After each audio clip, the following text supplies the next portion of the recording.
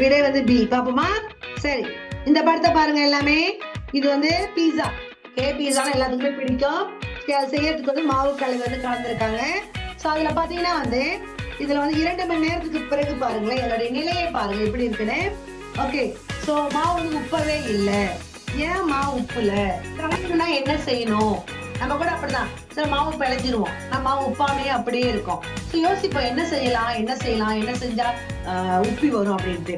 அப்ப உப்பு கரைசலை சேர்த்தல், நீரோட தண்ணியோட நல்லா உப்பு போட்டு மாவுல போட்டு பார்க்கலாமா? அப்படி பார்த்தீங்கன்னா ஒண்ணுமே நடக்காது. சரியா? சோ விடை ஏ வராது. அடுத்து பாத்தீங்கன்னா நொதிமத்தையும் சீனி கரைசலையும் சேர்க்க வேண்டும்.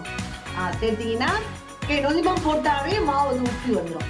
ஓகேங்களா? அதான் அதோட தன்மை. அப்போ வந்து விடை வந்து பி. அதுக்கு பிறகு நம்ம படிக்க தேவையில்லை, ஏன்னா நம்ம வந்து பக்கமா தெரிஞ்சிருச்சு.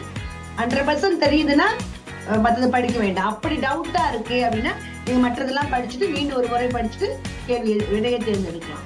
ஓகேங்களா?